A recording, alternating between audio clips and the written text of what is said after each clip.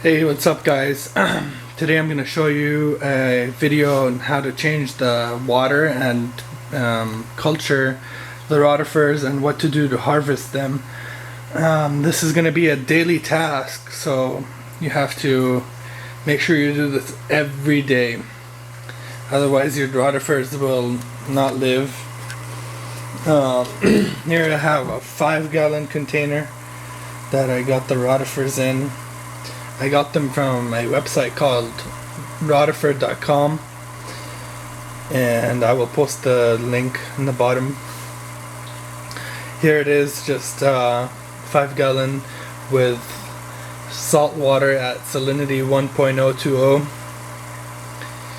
and I have a couple of air stones running in it with a heater just to keep the temperature at 78 because it does get a bit cold in this garage, and I don't want to drop it below that because that's like the optimal temperature level. They are pretty hardy, so they can live in a lower and a bit higher temperatures, but they do best at 78 and at a salinity between 1.015 and 1.025. So I'm keeping it right in the middle at 2.0 so they could have an optimal breeding. Also, I will show you what the process of water change is and what to do to clean out the tank, the rotifer bucket actually, so all the waste that they have accumulated in the bottom and on the sides are removed as well. So what we'll need is a container to dump out or to harvest the rotifers that you will, and you could dose it to your reef tank, which is just a little container right there. You will need a little floss. It's called Rotifer floss. I bought it from the same website, and what it does, they told me that it does capture only their wastes and it does not capture rotifers. So it will not remove any of the rotifers from your harvest. Also, I have here, I got them from thefilterguys.biz. They're some reef gloves. You want to make sure you wear these because you don't want to get any contaminants in the rotifer system. You can have soap, lotion, anything on your hands, cologne, whatever it is, and you want to make sure it doesn't get into the rotifer bucket. So I wear these and I rinse my hands with just plain water, nothing else, no soap, no nothing, before I actually put these on. So here we go. I'm gonna point this camera really quick at my breeding tank and then put on the gloves and then show you what the process of cleaning out the rotifers are and how to harvest them.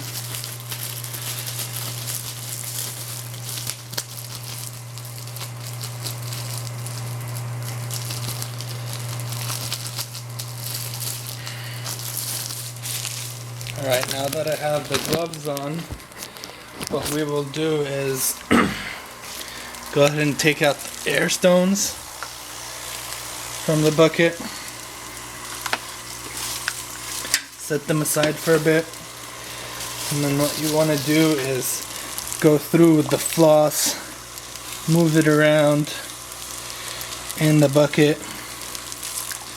make sure you get everything out. Especially in the bottom, you have to go around and scrape off their waste in the bottom. They don't really waste that much, but this catches it all just in case. And the other nice thing about the harvest and the water change is that their water stays clean because we change it daily. As you can see, some waste caught on the floss right there. That should do it for now. and then clean out the rest with the little paper towel. And then now what we will do is I will harvest 25 to 30% of the rotifers.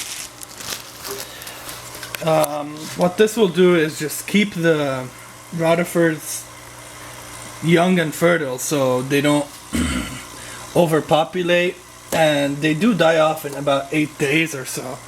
So you want to keep them young.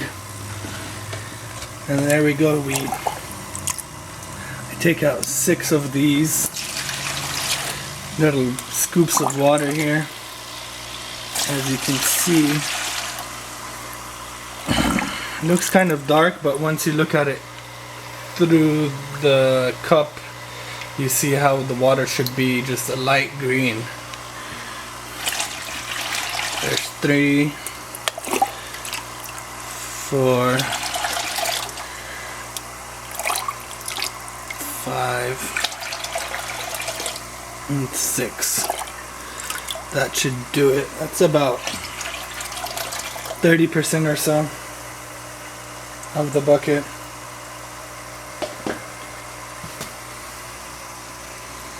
And then you could dose that into your system or just toss them away.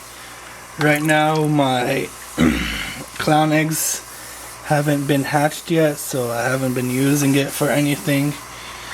So once you do have clown eggs, you could use it to dose your system. Over here I have my 44-gallon brute container. You have to get a container that is NSF safe and it's food safe, so it doesn't create any bacteria and leach bad stuff into your salt water.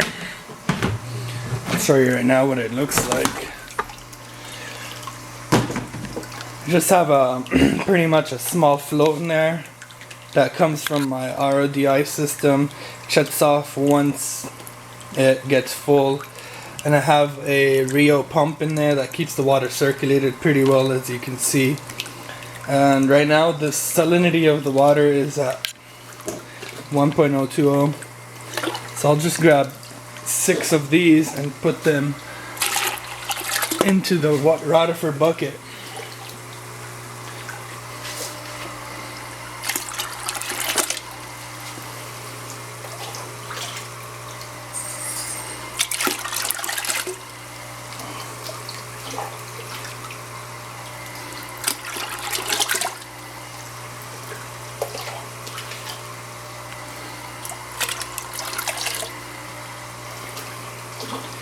And there's 6 right there.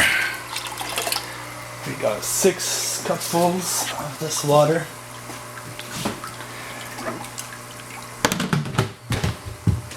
Close it up. And then put the air stones back in. It's very vital to keep an air stone in your rotifer bucket because rotifers have a lot of activity and they use up a lot of oxygen. So they need to keep it, you need to keep it aerated so they don't die off. And I would like to take a little moment to show you what my filtration looks like. I got it from thefilterguys.biz. There's their website right there. And the one I have is just a Ocean Reef +1. It's I think a 5-stage RODI system. That's the deionized deionizer right there, and then the filtration system here. And it also comes with a TDS meter and a pressure valve, which is pretty cool. Comes in the whole package. You should check out their website, and they have pretty good prices compared to other people, and their customer service is awesome too. Now after you put new water into your rotifer bucket, you have to dose them with a new more food, let's say. And what it is, I got it from the same website, rotifer.com. It's just some Rotifer diet. It's just Nanochloropsis marine, and it's just a micro algae that feeds them, keeps them happy, keeps them alive. Here, I will show you. I just add enough to make the water just a light green. Keep it a light green. Just a few drops here, as you can see. Also have another culture going on over here. I'm gonna need to change the water on that as well. Alrighty guys, I hope you find this informational. And if you have any other questions, please let me know. Post a comment below. Please rate, subscribe, and I will see you later.